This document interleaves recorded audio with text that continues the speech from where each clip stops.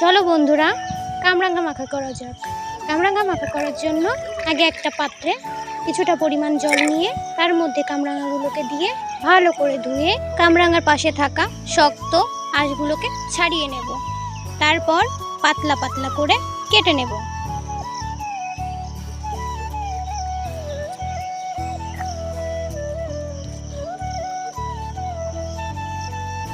দেখো বন্ধুরা, আমি যেমন পাতলা পাতলা করে কাটছি তোমরাও এমন করেই কাটবে।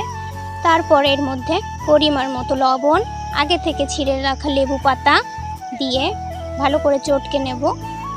তারপর লঙ্কা দিয়ে নেব, যে যেমন লঙ্কা খাও তেমনই দেবে। কিছুটা পরিমাণ তেঁতুল দিয়ে ভালো করে চটকে চটকে মেখে নেবে।